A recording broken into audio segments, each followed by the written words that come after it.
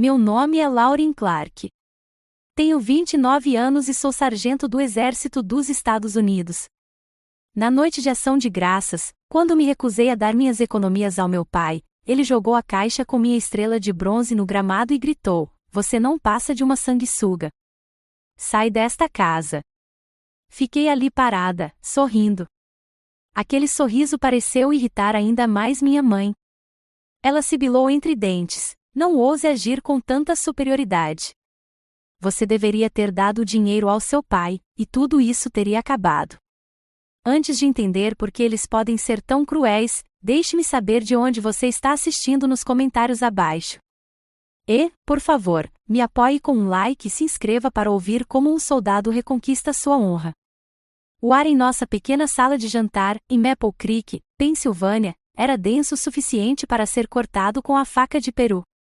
Era uma cena clássica de ação de graças americana, saída diretamente de uma revista, se você ignorasse a tensão sufocante.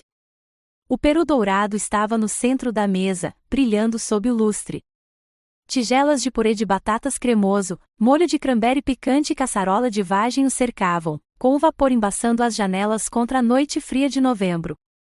Uma torta de abóbora perfeita, que minha mãe, Sarafina, passará a manhã inteira preparando, esperava no aparador. Mas o aroma de ervas torradas e canela não conseguia mascarar o cheiro amargo de ressentimento que fervilhava naquela casa havia anos. Meu pai, Silas, estava sentado à cabeceira da mesa, com uma lata de Coors Light suando na mão grande e calejada. Ele era um homem esvaziado pelo fechamento da siderúrgica Bethlehem, uma década antes, e cada dia desde então vinha sendo uma lenta e desgastante erosão de seu orgulho. Minha mãe sentou-se em frente a ele, com um sorriso tão frágil quanto as folhas caídas no gramado. Seus olhos se moviam de um para o outro, constantemente tentando manter a paz frágil. E minha irmãzinha, Aurora, de 17 anos e presa no fogo cruzado, tentava se encolher o máximo possível, empurrando a comida pelo prato. Eu mantinha as costas eretas, um hábito que me foi incutido pelo exército. Comia metodicamente, cortando meu peru em quadradinhos precisos. O silêncio era uma arma nesta casa, e meus pais eram mestres nisso. Ouvi dizer que estão pescando uns robalos muito bons no lago Hazy Town. Silas finalmente resmungou, quebrando o silêncio. Ele tomou um longo gole de cerveja. Georg e o filho foram no fim de semana passado e pescaram um robalo de 4,5 kg. Não disse nada, apenas tomei um gole d'água. Eu sabia que aquilo não era sobre pescaria. Nunca foi. Ele bateu a lata na mesa com força, fazendo os talheres saltarem. Todos os meus amigos estão lá nos fins de semana em seus barcos, curtindo a aposentadoria. O que eu faço? Fico aqui em casa como um fracasso. Seus olhos, vermelhos e raivosos, encontraram os meus do outro lado da mesa. Sabe, um barco de pesca decente, usado, nem custa tanto. 5.000, talvez.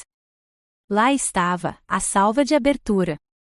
Sarafina interrompeu, com uma voz doce e enjoativa. Silas, não incomode a Lauren com isso agora. Ela está de licença. Ela está aqui para relaxar. Foi um clássico movimento de pinça. Ele era o agressor, ela, a pacificadora. Ambos trabalhando pelo mesmo objetivo, minha carteira. Preciso de $5.000, Lauren, disse ele, ignorando-a completamente. Das suas economias. É o mínimo que você pode fazer. Coloquei o garfo e a faca cuidadosamente no prato. Olhei-o nos olhos, com a voz calma e serena. Pai, eu não posso fazer isso. Você sabe que estou guardando esse dinheiro. É a minha entrada para um apartamento quando eu me aposentar. As palavras pairavam no ar como fumaça de pólvora. Era a faísca atingindo o pavio. Seu rosto ficou vermelho, profundo e manchado.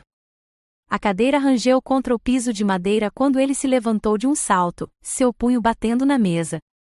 Apartamento? Você se acha melhor do que esta casa? Melhor do que nós, ele rugiu. Ele saiu furioso da sala de jantar e foi para a sala de estar. Ouvimos-lo remexendo na estante onde eu guardava algumas das minhas lembranças militares. Ele voltou segurando a caixinha de veludo azul. Meu coração parou. Você está tão orgulhoso disso, não é? Ele berrou, com a voz embargada de raiva. Ele ergueu a caixa contendo minha estrela de bronze. Este pedacinho de metal me traz algum respeito? Me coloca na água? Aurora ofegou, levando a mão à boca. Minha mãe apenas observou, o rosto pálido e congelado. Antes que alguém pudesse se mexer, Silas se virou, abriu a porta da frente e jogou a caixa na noite. Ela desapareceu na escuridão. Uma rajada fria de ar de novembro invadiu a casa. Então ele se virou para mim, apontando o dedo, o corpo todo tremendo. Você não passa de uma sanguessuga se alimentando da gente. Sai dessa casa. Não vacilei. Não chorei. O treinamento tomou conta. Sob fogo, você controla a respiração. Você avalia a ameaça. Você não demonstra fraqueza. E naquele momento de puro choque, um sorriso frio involuntário surgiu em meus lábios. Era a armadura de um soldado, um reflexo contra o impensável. Mas minha mãe encarou isso como um ataque. Ela deslizou em minha direção, com os olhos semicerrados. Por que você está sorrindo? Acha isso engraçado? Sibilou ela, com a voz carregada de veneno. A culpa é toda sua. Você sabe como seu pai é. Você deveria ter dado dinheiro a ele, e poderíamos ter tido umas férias tranquilas. As palavras dela eram piores que as ações dele. Ele era uma explosão selvagem e descontrolada. Ela era o estilhaço cuidadosamente fabricado, projetado para infligir a ferida mais profunda, distorcendo a culpa até que ela perfurasse minha alma. Naquela noite, muito depois de os gritos terem cessado e a casa ter mergulhado num silêncio ressentido, esperei. Ouvi o assoalho ranger enquanto eles iam para seus cômodos separados. Esperei até que o único som fosse o zumbido da geladeira. Então, silenciosamente, saí pela porta dos fundos. A grama estava fria e úmida sob meus pés descalços, a umidade penetrando em minha pele. A lua estava escondida atrás de uma espessa camada de nuvens, e eu procurei na escuridão quase total, minhas mãos percorrendo as lâminas frias e úmidas. Finalmente, meus dedos roçaram o veludo familiar. A caixa se abriu com um impacto, e lá estava ela. A estrela de bronze, semi-enterrada, com uma de suas pontas cravada profundamente na terra escura e úmida. Ela jazia ali na lama como um soldado caído. Com cuidado, soltei-o e o peguei, segurando-o na palma da mão. Usando a barra da minha camisa, limpei cuidadosamente a sujeira, polindo o metal frio até que refletisse levemente a luz distante da rua. Eu não chorei. A hora das lágrimas já tinha passado há muito tempo. Tudo o que eu sentia era uma clareza aterradora, uma certeza fria e dura que se instalou profundamente em meus ossos. A última corda havia sido cortada. A dívida, qualquer que fosse a minha opinião sobre este lugar, havia sido paga integralmente com este ato imperdoável de profanação. Eu não devia mais nada a eles. Não voltei para dentro. Não havia mais nada para mim ali. Caminhei pela rua escura e silenciosa até minha Ford F-150 Ranger, estacionada sob o brilho alaranjado de um poste de luz. O motor ligou com um ronco familiar, um som reconfortante no silêncio hostil. Liguei o aquecedor, e o ar quente me trouxe um alívio bem-vindo contra o frio que se infiltrava em meus ossos. Um frio que não tinha nada a ver com o ar de novembro. A casa ainda estava visível no meu espelho retrovisor, suas janelas iluminadas como olhos acusadores. No bolso do meu casaco, meus dedos se fecharam em torno das bordas frias e duras da estrela de bronze. O peso dela parecia diferente agora, mais pesado. Como chegamos a esse ponto? Como um símbolo de honra se torna uma arma usada contra você pela sua própria família? Enquanto eu estava sentado ali, envolto no zumbido silencioso do motor, os últimos 2 anos começaram a se desenrolar em minha mente, não como uma coleção de memórias, mas como um mapa de batalha detalhando cada escaramuça, cada perda estratégica que levou à emboscada devastadora daquela noite. Tudo começou quando a siderúrgica finalmente fechou, 2 anos atrás. Meu pai, Silas, trabalhou no alto forno por 35 anos. Aquele trabalho era sua identidade, seu orgulho. Quando ele se foi, uma parte vital dele definhou e morreu. No começo, minha ajuda era só isso, ajuda. Algumas centenas aqui e ali para pagar o IPTU, um extra para as compras. Só até eu me recuperar, ele resmungava, sem conseguir me olhar nos olhos. Mas ele nunca se recuperou. A ajuda virou uma expectativa, e a expectativa virou uma exigência. Logo, meu salário quinzenal passou a ser direcionado não para as minhas economias, mas para a sobrevivência delas. Virou o pagamento da hipoteca. Virou as contas de serviços públicos. Virou os $500 para um novo aquecedor de água. Lembrei-me dos telefonemas da minha mãe, Sarafina. Começavam sempre do mesmo jeito, com uma pergunta alegre, quase frenética, sobre a minha segurança. Ah, Lauren, querida, você está comendo o suficiente? Está se mantendo aquecida? Mas o calor em sua voz era apenas o prelúdio para a inevitável frente fria. Sabe, querida, o telhado começou a vazar de novo, e o faz-tudo disse que é uma emergência. Eu havia me tornado o oficial de logística deles, sua única linha de suprimentos, comandando um comboio constante de fundos da minha base no exército para as linhas de frente da má gestão financeira deles. Eu mantinha uma base operacional avançada para uma unidade que nunca dizia obrigado. A única vez que vi um lampejo de orgulho nos olhos do meu pai foi quando ele estava no salão VFW local, se gabando para os amigos. Mas ele não estava se gabando do meu serviço ou das minhas realizações. Ele estava se gabando do meu nível salarial e do valor do meu depósito direto. Minha filha é sargento, ele dizia, batendo no balcão. Ela ganha um bom dinheiro. O governo cuida dela. Eu não era filha dele. Eu era beneficente do governo.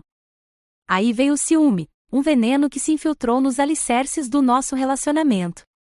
Cheguei em casa de licença no ano passado e encontrei a cerca dos fundos cedendo, com uma parte dela completamente desabada no quintal do vizinho.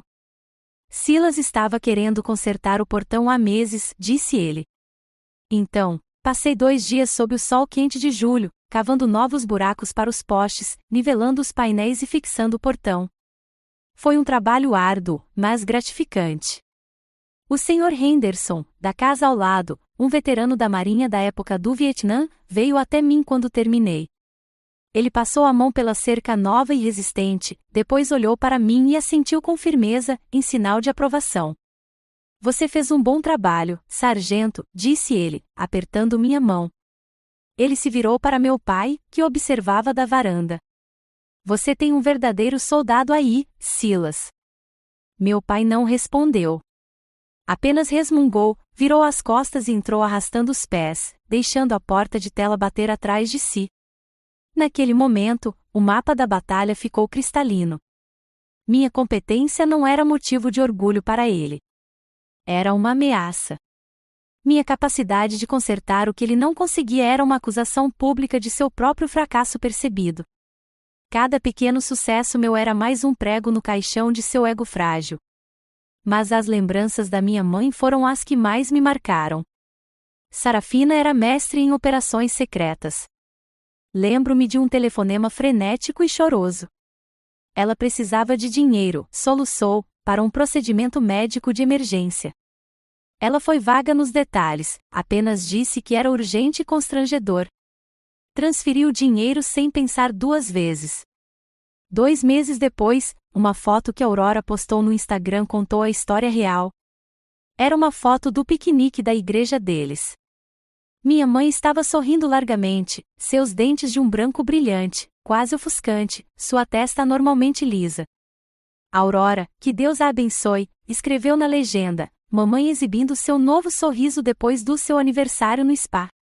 Quando a confrontei, as lágrimas brotaram instantaneamente. Ah, Lauren, você fala tão feio, ela gritou ao telefone. Eu só queria estar apresentável para a congregação. Foi um clareamento dental e um pouco de botox, só isso. Você não quer que sua mãe não passe vergonha na igreja? Ela tinha um talento especial para isso, distorcendo sua vaidade em minha responsabilidade, seus desejos em meu dever. Ela fez o mesmo com uma bolsa Coach que ela alegava ser uma imitação barata de um mercado de pulgas. Meu dinheiro não era para necessidades. Era para financiar a fantasia dela de uma vida que ela sentia que merecia. Uma neblina começava a se formar, cobrindo as tranquilas colinas da Pensilvânia com uma suave névoa cinzenta. Olhei para a casa uma última vez. Eu tinha visto o mapa. Eu tinha identificado os combatentes inimigos. Eu entendia suas táticas. O choque daquela noite finalmente deu lugar à lógica fria e dura de um soldado. Você não vence uma guerra sozinho. Você precisa de aliados. Você precisa de uma retaguarda segura. Minha mão fechou em volta do celular. A tela iluminou a cabine escura da caminhonete. Meu polegar pairou sobre os contatos. Não era minha tia. Não era meu tio. Eram civis, despreparados para esse tipo de luta. Rolei a tela até a única pessoa que eu sabia que entenderia, a única pessoa que sabia o significado de proteger alguém. Ele atendeu no segundo toque. Jax, eu disse, minha voz saindo rouca e baixa. Minha voz, pela primeira vez na noite, tinha um leve tremor. A armadura fez seu primeiro estalo. Jax, repeti, um pouco mais forte dessa vez. Tenho uma situação difícil. Preciso de um ponto de encontro.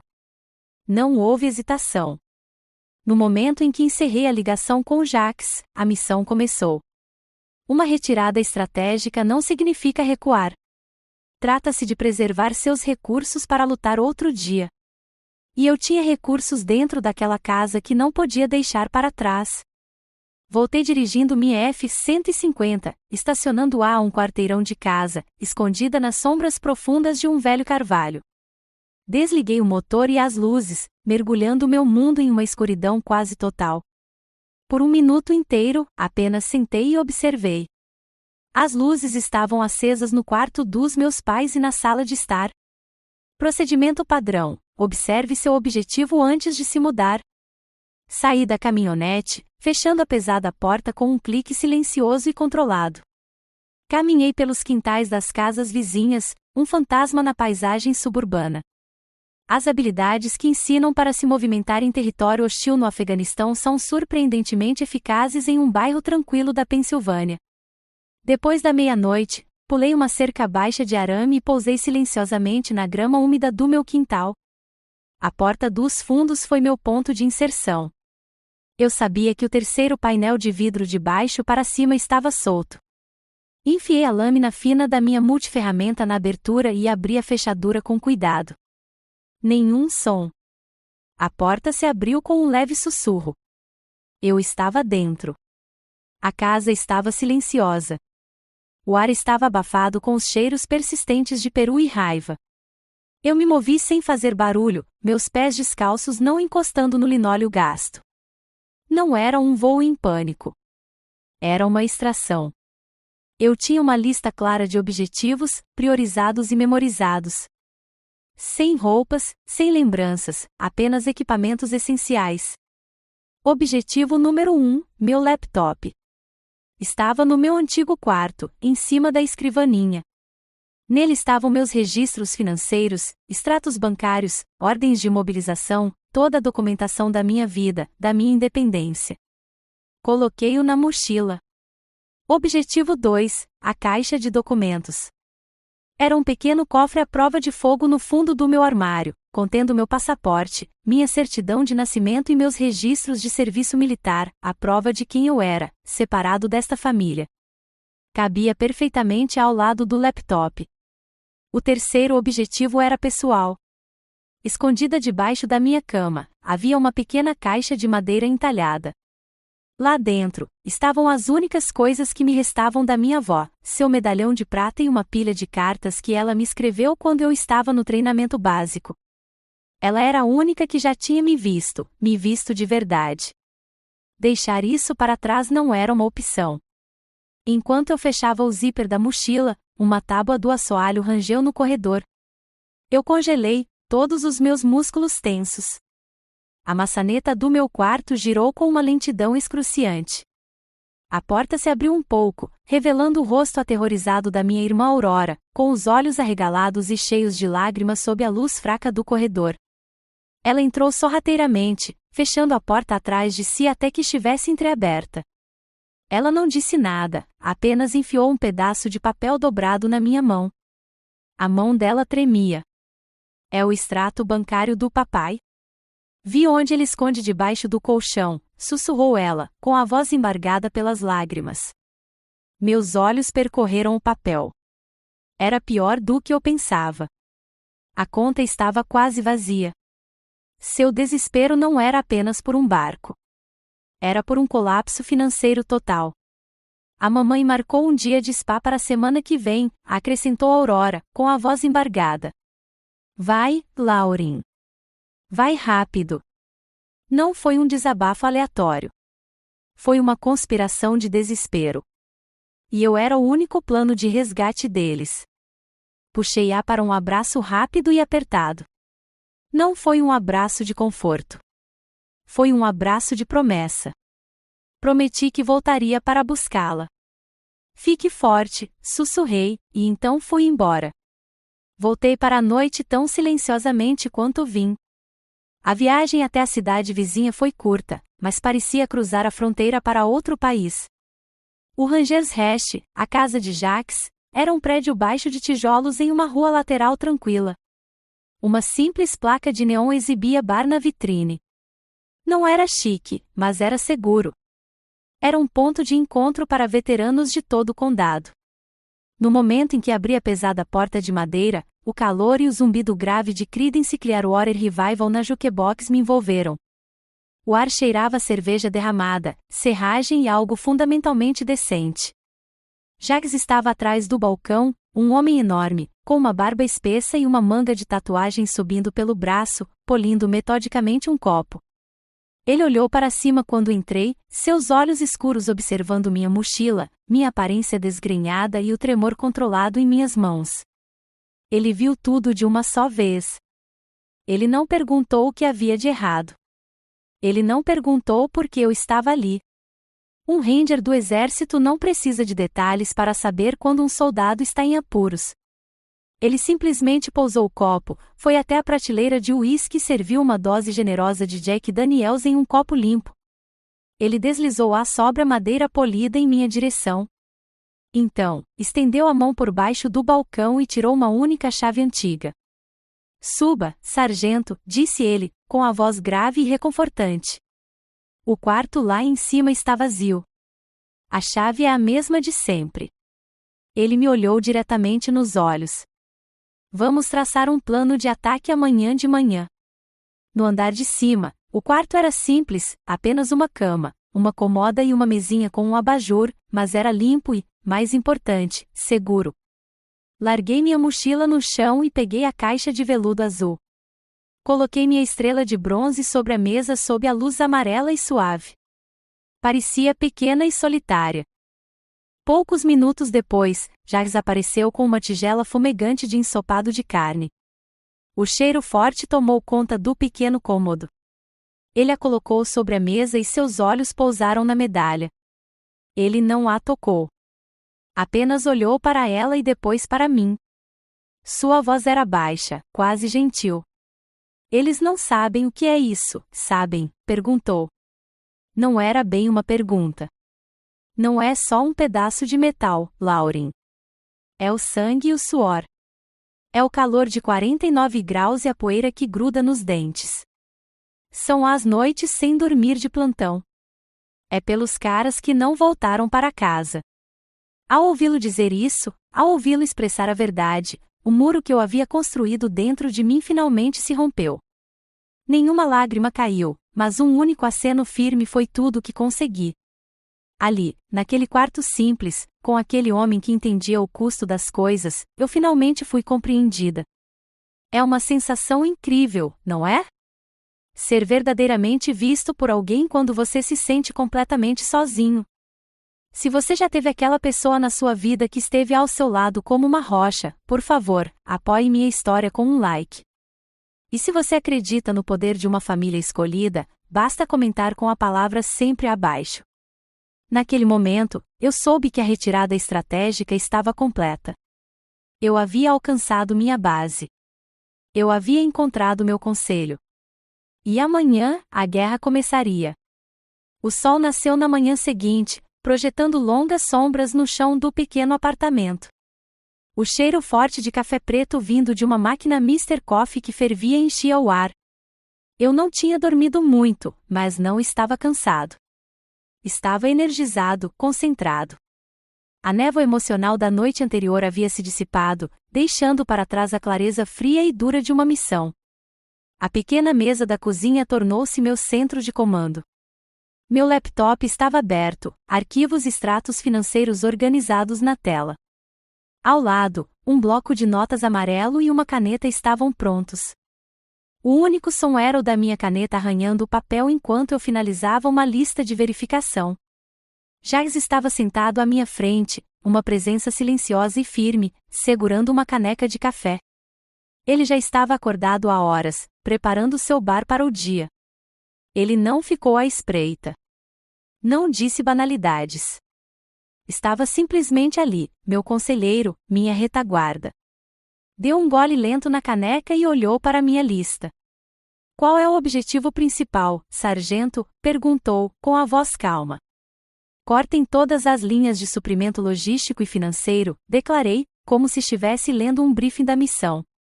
Estabeleçam um perímetro seguro e impenetrável ao redor dos meus ativos.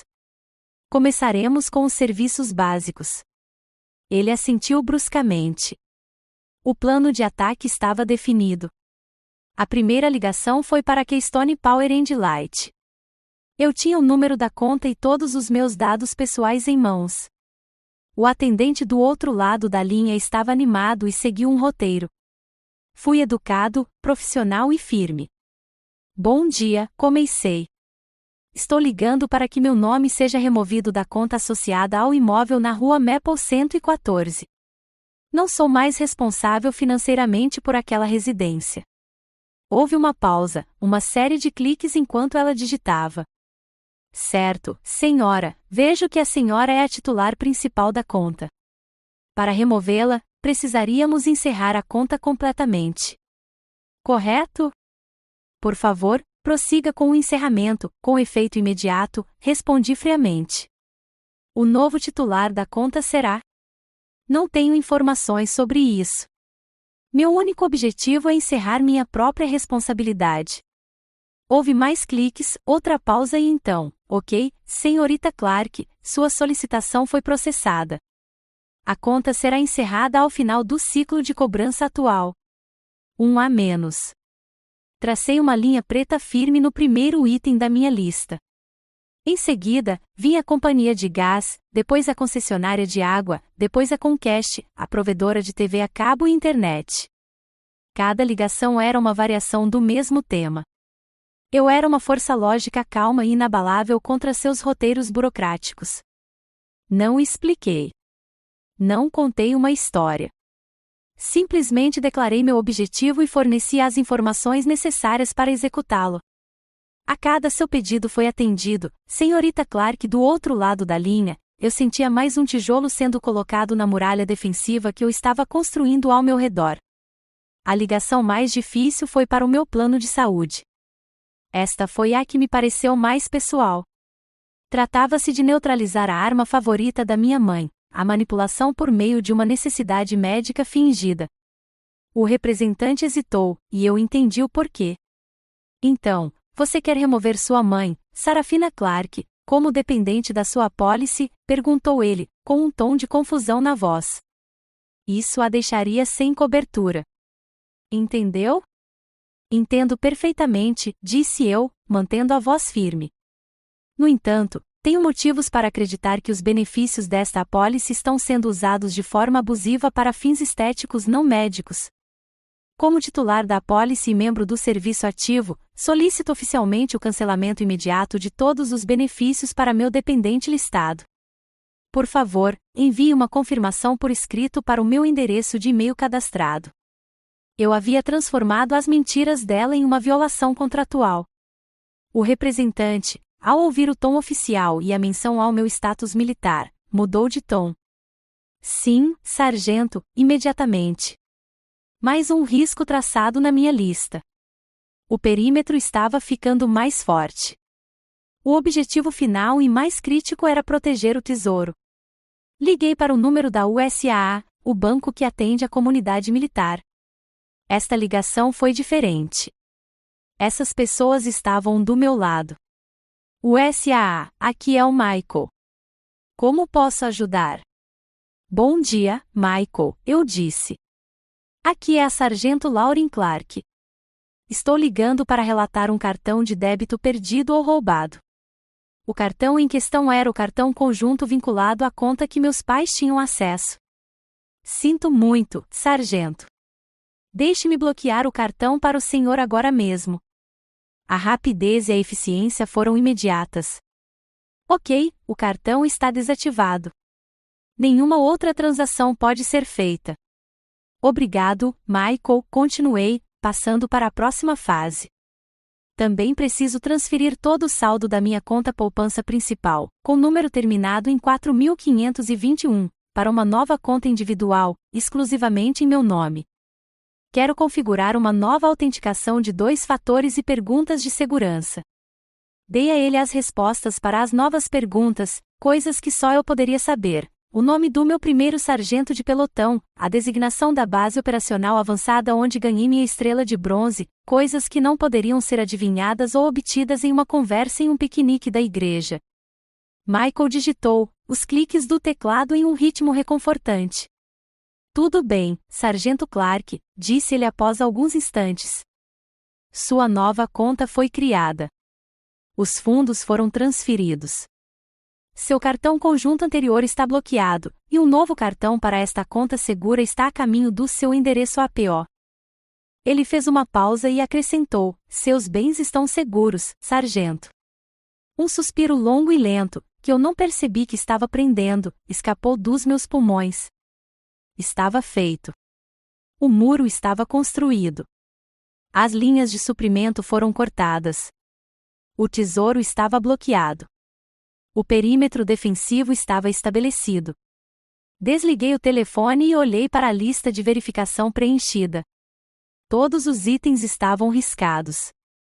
Jax olhou para mim do bar, erguendo uma sobrancelha em uma pergunta silenciosa. Assenti com um aceno curto e único. Missão cumprida. Agora, tudo o que eu precisava fazer era esperar que o inimigo percebesse que suas linhas haviam sido cortadas. O silêncio que se seguiu foi pesado, carregado, como o silêncio mortal no ar logo antes de uma tempestade começar. O silêncio que se seguiu à minha operação foi profundo. Durou exatamente 48 horas, 2 dias inteiros de um silêncio tão profundo que soou alto, como o silêncio antes de uma explosão. Eu sabia que não era paz. Era o inimigo se reagrupando, descobrindo que suas linhas de suprimentos haviam sido cortadas e rearmando suas armas. Passei o tempo ajudando Jax no bar, limpando copos, repondo prateleiras, com a mente calma e o corpo em movimento. Preparava as defesas para o inevitável contra-ataque. Tudo começou na manhã de sábado. Meu telefone, que estava maravilhosamente silencioso, vibrou no balcão. Era uma mensagem de um número que eu não reconhecia, mas sabia de quem era, minha mãe. Ela devia ter conseguido meu número com a Aurora. A mensagem dizia, querida, a TV não está funcionando. A TV a cabo caiu. Você pode verificar a conta online para mim? Te amo. A indiferença era uma tática, uma tentativa de fingir que nada tinha acontecido. O te amo era o dardo envenenado destinado a encontrar uma brecha na minha armadura. Li a mensagem. Não respondi. Pressionei o número com o dedo e pressionei bloquear contato. A primeira sonda de reconhecimento havia sido neutralizada. Minutos depois, outro toque, um número diferente. Era do meu pai. Não havia nenhuma demonstração de afeto. Acabou a energia. Que diabos você fez? Me liga agora. A raiva era palpável, mesmo através da tela, as letras maiúsculas como pequenos gritos digitais. Ele não estava fazendo uma pergunta. Estava fazendo uma acusação. Segui o mesmo procedimento: ler, não responder, bloquear o contato. Esses foram apenas os primeiros disparos, destinados a testar minhas defesas. O verdadeiro bombardeio de artilharia ainda estava por vir. Como não conseguiram falar com a minha linha pessoal, a situação piorou. Mais tarde naquela tarde, o antigo telefone fixo do bar começou a tocar. Era um som estridente e insistente que cortava o murmúrio baixo dos clientes da tarde. Jacques olhou para mim do outro lado do balcão, e eu acenei levemente. Fui até lá e peguei o fone. Rangers Hash, eu disse, com a voz calma. Lauren, o rugido do outro lado da linha era puro Silas. Acha que pode se esconder de mim? Você é uma criança ingrata e egoísta. Depois de todos os anos em que trabalhei duro para te criar, é assim que você me paga? Vai deixar sua própria mãe e seu próprio pai morrerem de fome e congelarem no escuro? Foi uma clássica onda de culpa e raiva. Antes que eu pudesse sequer pensar em uma resposta, não que eu planejasse dar uma, o telefone foi arrancado do outro lado da linha. A voz da minha mãe, carregada de lágrimas artificiais, substituiu a dele. Lauren, querida, como você pôde ser tão cruel? Ela soluçou. O que fizemos para merecer isso? Seu pai só ficou um pouquinho chateado. Você sabe como ele fica. Isso é motivo para nos tratar como inimigos? Somos sua família. Foi um ataque perfeitamente coordenado, o ataque de choque e pavor do meu pai, seguido pela guerra psicológica da minha mãe. Um faz o papel de agressor, o outro faz o de vítima. Eles vinham me manipulando a vida toda. Fiquei ali, ouvindo seus soluços ensaiados, sentindo apenas uma profunda e cansada decepção. Não disse uma palavra. Simplesmente coloquei o fone de volta no gancho, interrompendo delicadamente sua apresentação no meio de um soluço. Quando o ataque direto falhou, eles abriram uma segunda frente, a opinião pública. Uma hora depois, meu telefone tocou novamente. Um número que reconheci, minha tia Mary. Respirei fundo e atendi. Lauren, graças a Deus. Sua mãe me ligou. Ela está um desastre total, começou minha tia, com a voz carregada de uma mistura melosa de preocupação e julgamento. Ela me contou tudo. Como você pôde simplesmente pegar todas as economias da família e fugir com aqueles seus amigos rudes? Seus pais estão fora de si de preocupação. Eles não têm $1 sequer por sua causa. Lá estava, a campanha de difamação. Eu não era mais apenas uma filha ingrata. Eu era uma ladra que havia abandonado os pais miseráveis para conviver com uma gangue de veteranos alcoólatras. A narrativa era perfeita, criada para me isolar, para jogar contra mim o único membro da família que já havia demonstrado gentileza. Eles estavam me transformando na vilã da minha própria história.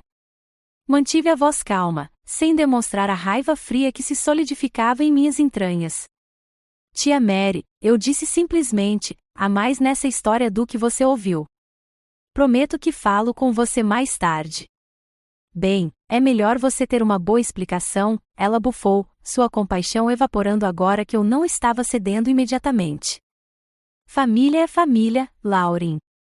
Encerrei a ligação antes que ela pudesse continuar. Não adiantava explicar.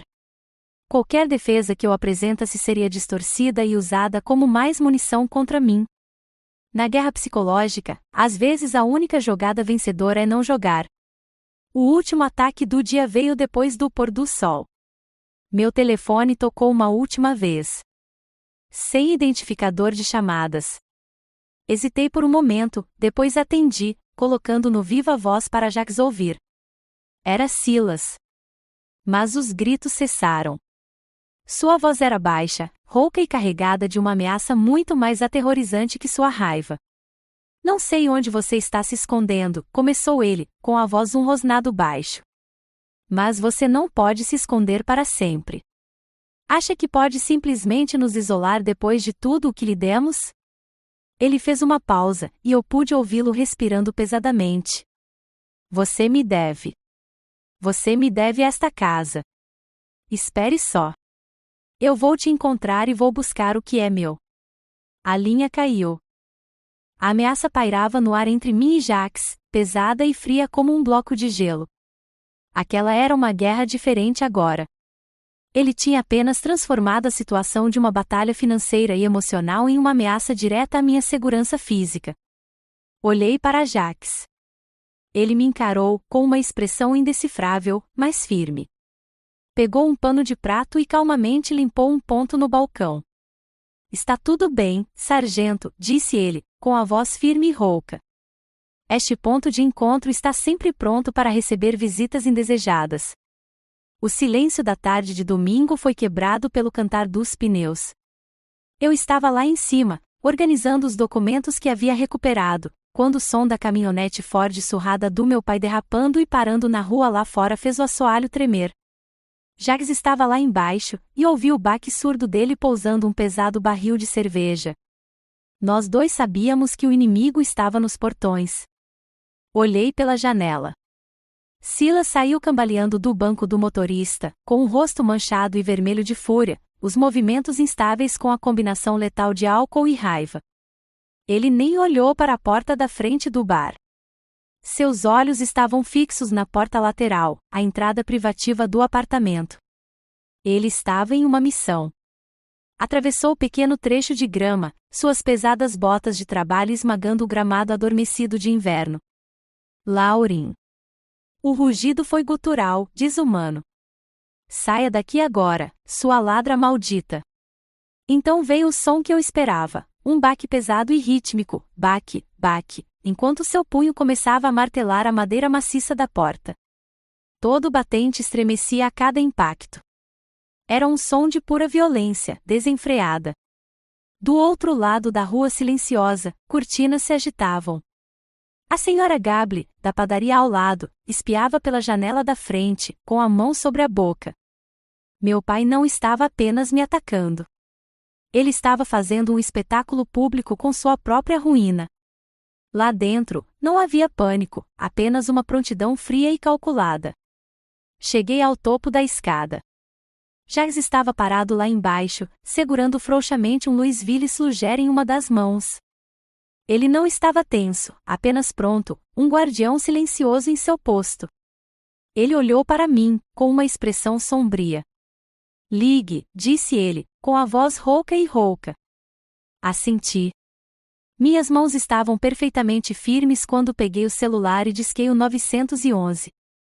A disciplina de 100 exercícios de treinamento assumiu o controle. A emoção era um problema. O procedimento, um escudo. 911, qual é a sua emergência? A voz da operadora era calma e profissional. Aqui é a sargento Lauren Clark, comecei, com a voz clara e uniforme, pronunciando cada palavra. Estou no Rangers Hash, na Avenida Vestside 45. Há um homem, Silas Clark, tentando arrombar a porta da minha residência.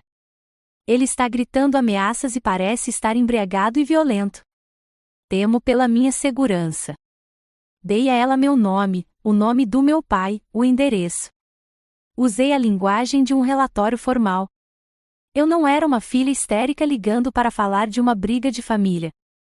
Eu era uma cidadã, uma militar, relatando um crime em andamento. Lá fora, o martelar continuava, pontuado pelos gritos roucos do meu pai.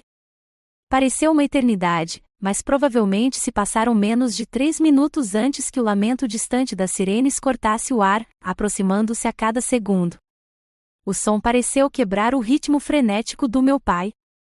Ele parou de bater na porta e se virou, piscando estupidamente quando 2 viaturas, com as luzes piscando, pararam no meio-fio. 2 policiais saíram. Um era jovem, com um rosto tenso de adrenalina. O outro era mais velho, talvez com quase 60 anos, com um olhar cansado, mas firme. Era ele quem estava no comando. Boa tarde, senhor. Qual é o problema aqui? Perguntou o oficial mais velho, com a voz calma, mas autoritária.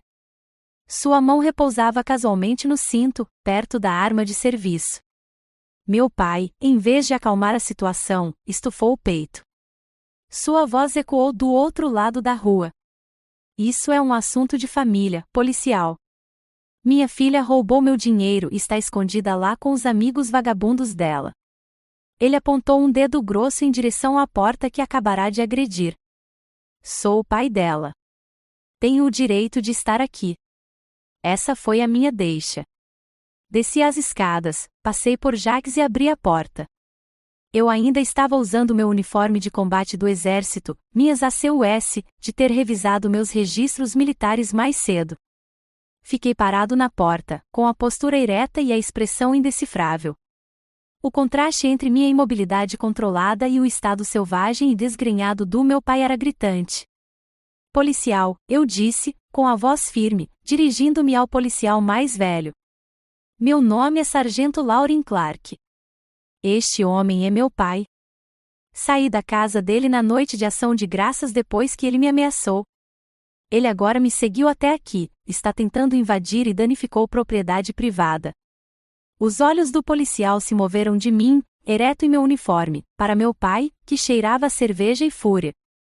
Então, seu olhar pousou na porta, onde amassados profundos e lascas de madeira marcavam o local onde os punhos do meu pai haviam atingido. Ele olhou para Silas, e sua expressão cansada se endureceu, assumindo uma expressão de determinação profissional. Senhor, seus problemas financeiros são uma questão civil. O senhor pode levar isso ao tribunal, disse o policial, em um tom que não deixava espaço para discussão. Mas comportamento ameaçador e destruição de propriedade são resolvidos aqui e agora. Ele deu um passo à frente. Senhor Clark, o senhor está preso por perturbação da paz e destruição intencional de propriedade. O senhor tem o direito de permanecer em silêncio. A cor desapareceu do rosto do meu pai. Seu queixo caiu. A raiva embriagada e justificada foi substituída por uma expressão de descrença absoluta e atordoada quando o oficial mais jovem se adiantou e colocou as mãos atrás das costas. O clique metálico e agudo das algemas se fechando foi o som mais alto que eu já ouvirá.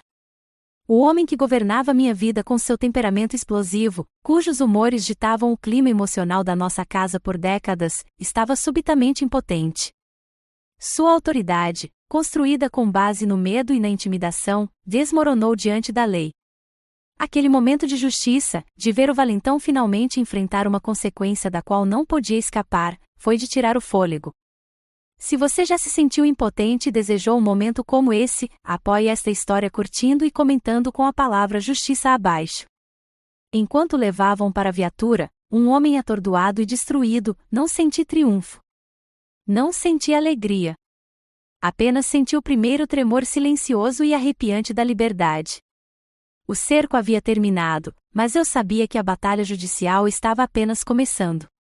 A prisão foi uma declaração pública de guerra, mas as táticas de batalha do meu pai eram barulhentas, desajeitadas e previsíveis.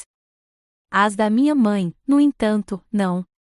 Sarafina era mestre em operações secretas, na facada silenciosa nas costas. Eu sabia que seu contra-ataque seria sutil, insidioso e direcionado ao que eu mais amava. 2 dias depois de Silas pagar a fiança, meu celular vibrou com uma mensagem. Não era uma mensagem de texto, mas uma imagem enviada de um novo número que eu sabia que pertencia a Aurora. Meu estômago se apertou. A imagem era de um frágil bilhete amarelo de penhor de uma loja no centro da cidade chamada Quick Cash. Abaixo da foto, havia uma única linha de texto frenético da minha irmã. Mamãe pegou o porta-joias da vovó e a câmera nova que você comprou. Disse que precisava do dinheiro para a fiança do papai. Um frio cortante e glacial percorreu minhas veias, um calafrio que não tinha nada a ver com o inverno da Pensilvânia. Não se tratava do valor monetário. A câmera Canon era substituível, mas o porta-joias, esse era da minha avó. Era uma pequena caixa de madeira entalhada à mão, cheia de seus modestos tesouros, um simples medalhão de ouro, um colar de pérolas, o broche de prata que ela usava para ir à igreja todos os domingos. Eram as únicas coisas tangíveis que me restavam da única pessoa que me amou incondicionalmente. Não se tratava de roubo por sobrevivência. Era uma profanação. Sarafina acabará de abrir uma segunda frente, um campo de batalha de mentiras e profanações. Aurora recebeu outra mensagem, com palavras cheias de indignação. Ela anda dizendo aos vizinhos que teve que vender suas relíquias de família para comprar comida desde que você as abandonou. A senhora Gable deu uma caçarola para ela. A audácia daquilo era de tirar o fôlego. Ela não era apenas uma ladra, mas uma vigarista, usando suas mentiras como arma para se retratar como uma vítima lamentável. Mas o pânico é um luxo que um soldado não pode se dar. A raiva é uma emoção que deve ser canalizada para a ação. Senti o clique familiar no meu cérebro, a mudança da resposta emocional para o planejamento logístico. Minha mãe havia cometido um erro crítico. Ela havia subestimado a oponente. Sentei-me à mesa da cozinha, abri meu laptop e digitei uma senha. Uma pasta na minha área de trabalho foi desbloqueada. O nome dela era Inventário. Como oficial de logística, sigo um código: documentar tudo. O que você não pode rastrear, você não pode controlar. Todos os meus bens pessoais significativos estavam catalogados naquela pasta. Cliquei para abrir o arquivo das joias da minha avó. Lá estavam elas, fotos em alta resolução de cada peça, tiradas de vários ângulos, com descrições detalhadas, uma pequena lasca no medalhão, o fecho específico no colar de pérolas. Eu havia escaneado os recibos originais da câmera, com o número de série claramente visível. E imprimi tudo. A pilha de papel que saiu da impressora antiga de Jacques era mais do que apenas uma lista. Era um arsenal. Era um dossiê inegável de propriedade. Eu tinha acabado de transformar meus pertences pessoais em itens de nível militar, com um registro documental claro. Com esse arquivo em mãos, eu sabia qual seria meu próximo passo. Não fui ao departamento de polícia de Maple Creek, onde meu pai conhecia metade dos policiais. Procurei o número do escritório mais próximo do Corpo de Advogados Gerais, o braço jurídico do Exército. Eu era um soldado e usaria os recursos que o Exército fornecia para proteger os seus. Um capitão do outro lado da linha ouviu pacientemente enquanto eu dava um briefing conciso e profissional. Capitão, aqui é a Sargento Lauren Clark. Estou de licença. Sou vítima de um furto de bens pessoais perpetrado por um membro da família que também é alvo de um processo pendente de violência doméstica iniciado por mim. Não havia julgamento em sua voz, apenas eficiência. Entendido, sargento. Dadas as circunstâncias, podemos lhe fornecer aconselhamento jurídico imediato. Ele agendou uma consulta pro bono para mim naquela tarde. O advogado que me designaram, um major perspicaz com olhos cansados, ouviu minha história e revisou meu arquivo. Ele assentiu lentamente, com os dedos entrelaçados. O senhor tem um caso sólido para o roubo, sargento, disse ele. Primeiro, vamos registrar um boletim de ocorrência com essas provas. Depois, vamos entrar com um pedido formal de medida protetiva contra seus pais. Considerando a prisão de domingo e este roubo, o juiz quase certamente a concederá. Ele não tinha terminado. Inclinou-se para a frente, sua expressão mudando de consultor jurídico para planejador estratégico. Mas tem mais.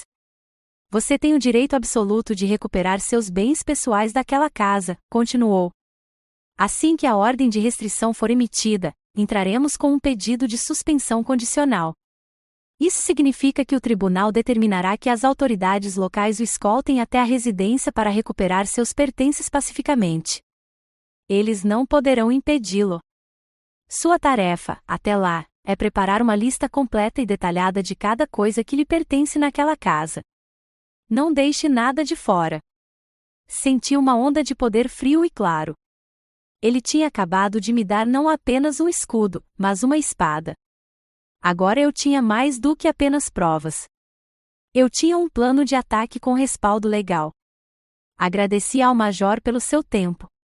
Naquela noite, de volta ao apartamento acima do Rangers Hash, comecei a digitar. A lista começava com o óbvio: meus uniformes de gala, meus livros, os arquivos da minha mesa. Mas ficava mais longa e detalhada. A Ford F-150 na garagem, registrada em meu nome. A televisão da sala, paga com meu cartão de crédito. O conjunto de facas de cozinha que eu havia comprado para eles no Natal, 2 anos antes. Cada item que eu acrescentava à lista era mais uma rodada de munição. Não se tratava mais apenas de recuperar minhas coisas. Tratava-se de uma retomada completa da minha vida.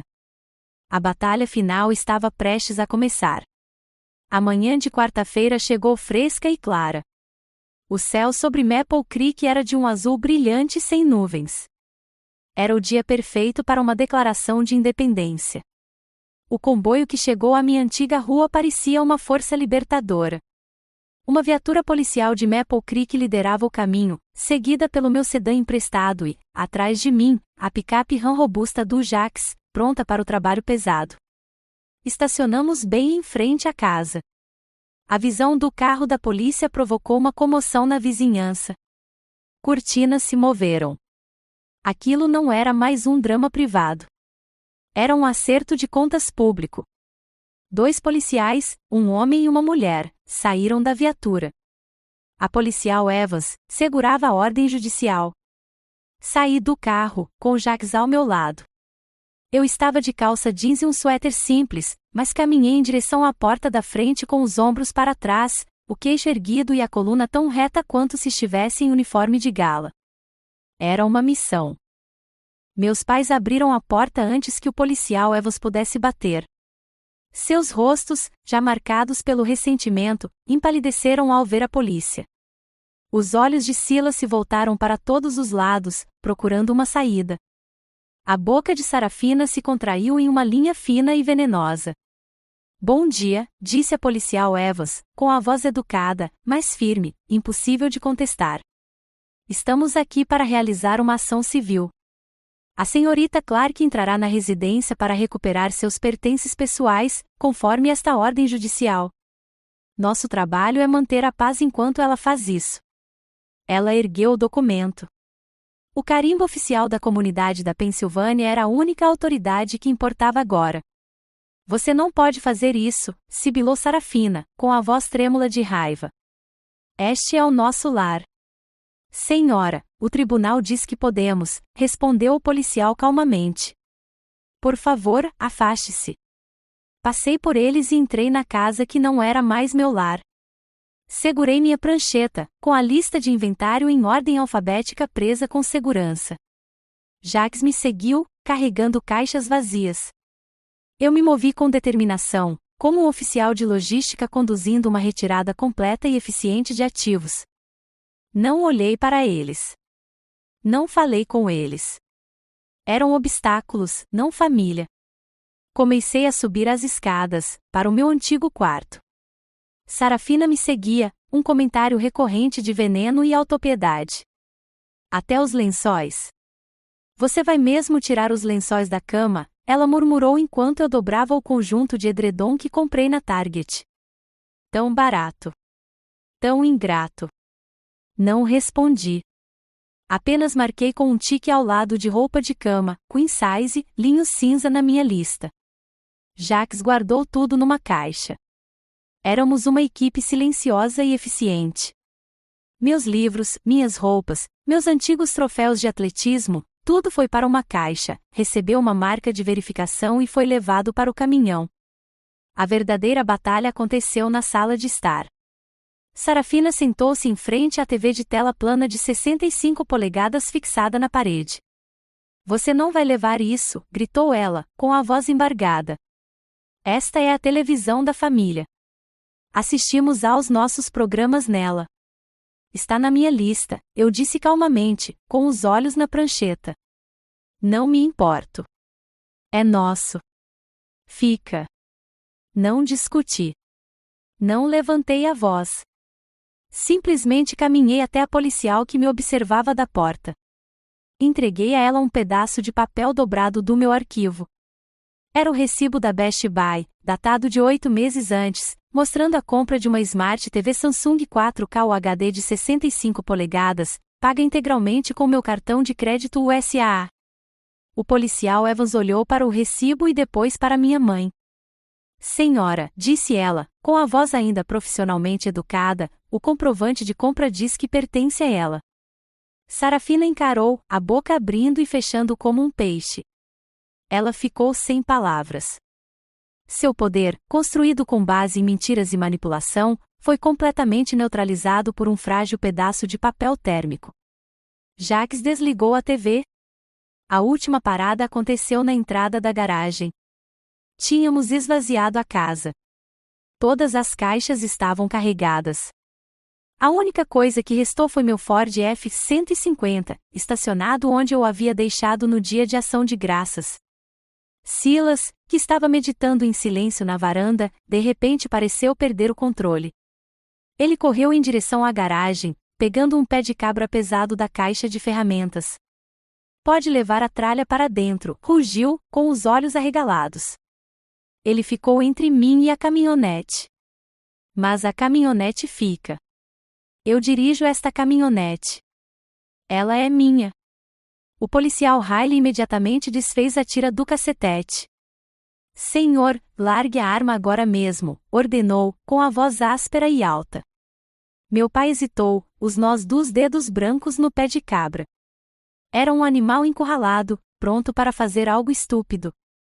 Eu não sentia medo, apenas uma resolução final e cansada. Caminhei calmamente até o policial Riley e lhe entreguei outro documento, o registro oficial do veículo do estado da Pensilvânia. Meu nome, Lauren A. Clark, estava impresso claramente sob proprietária registrada. Os olhos do policial percorreram o papel. Senhor, disse-lhe ao meu pai, com a voz imponente, este título prova que o veículo pertence a ela.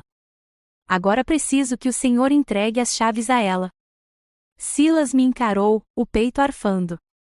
O pé de cabra ainda estava em sua mão. Me dê as chaves agora, senhor, repetiu o policial Riley, dando um passo à frente, a mão passando do cacetete para o coldre, ou adicionarei resistência à prisão e ameaça a um policial às suas acusações.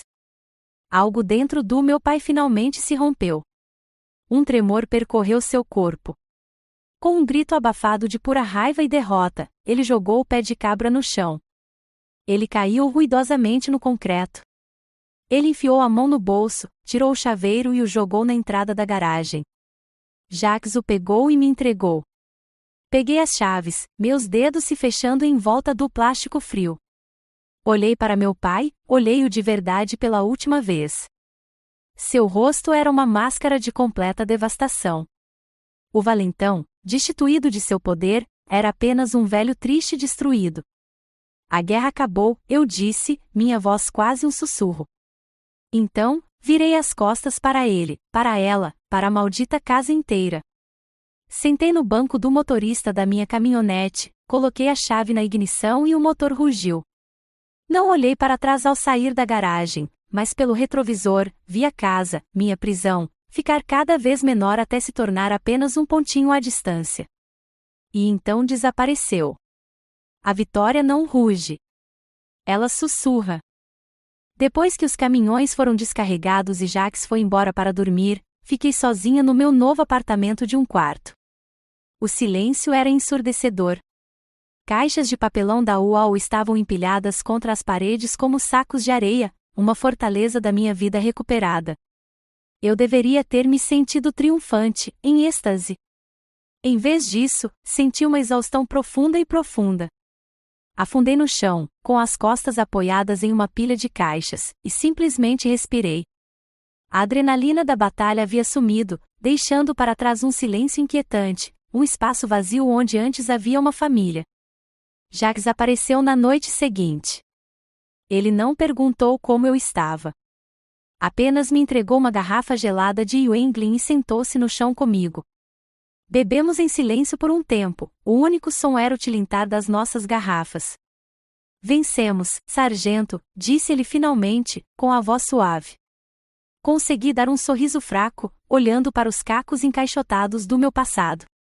Sim, respondi, com a voz rouca. Mas não há guerra sem baixas. A vítima aqui não era uma pessoa.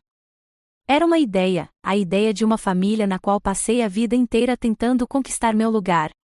Eu precisava finalmente aceitar a verdade. Ela já estava morta. Eu tinha acabado de assinar a certidão de óbito. Algumas semanas depois que a ordem de restrição se tornou permanente e a poeira baixou, as cartas começaram a chegar. Eram a última tentativa dos meus pais de romper minhas defesas.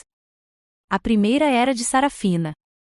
Sua caligrafia, normalmente tão elegante e controlada, estava trêmula. A carta era um monólogo desconexo de autopiedade, detalhando novos e misteriosos problemas de saúde e dificuldades financeiras, terminando com uma frase perfeitamente manipuladora: "O amor de mãe é para sempre, Lauren." A segunda era de Silas. Era curta, rabiscada numa folha de caderno, apenas algumas linhas raivosas e com erros de ortografia, me culpando por tudo, exigindo que eu repensasse minhas responsabilidades. Não os abri. Li os nomes nos endereços de retorno, e isso bastou. Coloquei-os lado a lado no pequeno balcão da cozinha, um par de bombas não detonadas cuidadosamente dispostas. A ordem de restrição era meu muro legal, minha recusa em ler as palavras deles era meu muro mental. Este balcão era a zona desmilitarizada. Eles podiam existir no mundo, mas não podiam mais entrar no meu. Minha missão principal agora era Aurora. Combinei de encontrá-la em um local neutro, um Starbucks a meio caminho entre meu apartamento e a escola dela. Vi o conflito em seus olhos, o amor por mim em conflito com o medo deles. Eu não queria aumentar o fardo dela falando mal dos nossos pais. Essa era a tática deles, não minha. Em vez disso, vim preparado com uma arma diferente. Deslizei um caderno espiral simples sobre a mesa para ela. "Isto é para você", eu disse. Ela abriu. Lá dentro, eu havia criado um roteiro detalhado para a liberdade dela. Imprimi informações sobre bolsas de estudo para as quais ela poderia se candidatar, instruções sobre como preencher o formulário FAFSA para auxílio estudantil, listas de empregos de meio período no campus da universidade local e um orçamento comparando os custos de morar em um dormitório com os de um apartamento fora do campus. "Eu te ajudo com as inscrições. Eu vou ser fiadora de um apartamento. Serei seu contato de emergência para tudo", eu disse a ela, com a voz firme, mas gentil. "Eu te ajudo a sair, mas você tem que ser a única a entrar. Você tem que fazer isso sozinha." Eu estava dando a ela a única coisa que nunca tive, um plano e uma promessa de apoio. Eu não estava apenas resgatando minha aliada. Eu estava treinando uma novata na arte da independência. Numa tarde nublada, algumas semanas depois, dirigi até o cemitério. O ar estava parado e frio. Encontrei o túmulo da minha avó, uma simples lápide de granito aninhada sob um grande carvalho. Ajoelhei-me e limpei as folhas úmidas do nome dela. Do bolso do casaco, tirei a pequena caixa de madeira, aquela que eu havia recuperado da loja de penhores. Coloquei-a delicadamente sobre a lápide. Também peguei minha estrela de bronze. O metal era frio contra a palma da minha mão. Eu não sabia com quem estava falando, com ela, com o vento, comigo mesmo. Pensei muito nisso, sussurrei para o ar silencioso. Eu não os odeio. Acho que é isso que é tão estranho. Eu simplesmente não consigo. Não posso deixar que me machuquem mais. Não se trata de vencer. Trata-se de parar de lutar. Eu escolhi a paz. Vovó, espero que você esteja orgulhosa de mim. Assim que as palavras saíram dos meus lábios, senti um peso que eu nem sabia que carregava ser tirado dos meus ombros. Pela primeira vez, eu entendi. Perdoar não é deixar que eles escapem. É se livrar da necessidade de que eles sejam diferentes. Trata-se de me livrar do pesado fardo da aprovação deles. Minha paz não dependia do pedido de desculpas deles. Dependia apenas da minha própria permissão para ser livre. 1 ano depois, Dia de Ação de Graças. A data do calendário é a mesma, mas o mundo é completamente diferente. Meu apartamento de um quarto não é mais um posto avançado estratégico cheio de caixas de papelão. É um lar. Não é grande, mas é repleto de luz e aconchego. As paredes não são decoradas com obras de arte genéricas, mas com pedaços de uma vida que eu mesma construí. Há uma foto emoldurada da minha unidade do exército no Afeganistão, um grupo de nós semicerrando os olhos sob o sol do deserto, braços cruzados sobre os ombros uns dos outros. Há outra foto minha e do Jacques em uma pescaria no lago Hazy de Town, segurando um robalo ridiculamente pequeno e rindo à beça. Em uma estante de madeira simples, aninhada entre livros e romances de história militar, está a estrela de bronze. Não está mais na caixa de veludo que foi jogada na lama. Mandei montá-la profissionalmente em uma caixa de vidro com moldura. Sob a luz suave de uma luminária de leitura, o metal bronze brilha. Não é mais um lembrete de humilhação. É um monumento à sobrevivência, um testemunho de honra resgatada. As cartas dos meus pais foram cerimoniosamente destruídas meses atrás. O capítulo delas está encerrado, o livro guardado em uma biblioteca que não frequento mais. Recebo relatórios de inteligência das antigas linhas de frente, é claro. Aurora, que agora passa a maioria dos fins de semana comigo, me conta o que houve. Silas e Sarafina tiveram que vender a casa em Maple Creek. A hipoteca, descobriu-se, era impossível de manter sem sua principal fonte de financiamento. Eles agora moram em um pequeno apartamento alugado do outro lado da cidade. Segundo boatos, a narrativa deles não mudou. Eles continuam sendo as pobres vítimas abandonadas da filha ingrata e egoísta. Quando ouço isso, não sinto nada, nem raiva, nem tristeza, nem um vislumbre de satisfação. São apenas estranhos em uma velha história que não leio mais. Neste fim de semana, Aurora está aqui. Agora caloura na Penn State, ela transborda a energia caótica e brilhante de alguém cujo mundo está apenas começando a se abrir. Encontrei-a na tarde de sábado, olhando fixamente para a vareta de nível do seu Honda Civic surrado. Você precisa saber dessas coisas, eu disse a ela, pegando um pano e mostrando como verificar o óleo. Nunca, jamais dependa de ninguém para manter seu motor funcionando. Ela ouvia atentamente, com uma mancha de graxa na bochecha. Eu a estava ensinando a trocar o óleo, a verificar a pressão dos pneus, a dar partida em uma bateria. Mas, na verdade, eu estava passando para ela a herança mais valiosa que eu tinha, autossuficiência. Eu havia quebrado o ciclo de dependência que envenenava minha família há gerações. Aurora não era apenas uma aliada que eu havia resgatado. Ela era uma recruta que eu estava treinando para ser sua própria guerreira. Esta noite, não há peru de 9 quilos, nem purê de batatas granuloso, nem ressentimento latente. Esta noite é o dia de ação de graças de um soldado. A mesa na minha pequena sala de jantar está coberta de caixas de papelão engorduradas da Domino's Pizza e repleta de garrafas de cerveja Sam. O ar não está cheio de tensão, mas sim de risos. Jags está no meio de uma piada horrível que ouviu no bar. 2 de seus amigos, ambos veteranos da Marinha, o provocam com bom humor. E Aurora, minha irmãzinha incrível, está em um debate acalorado com um deles sobre se o Pittsburgh Steelers tem alguma esperança de chegar aos playoffs. É barulhento. É caótico. E é o dia de ação de graças mais tranquilo que já vivi. Olho ao redor da mesa para esses rostos, meu grupo desorganizado de soldados e sobreviventes. Esta é a minha unidade.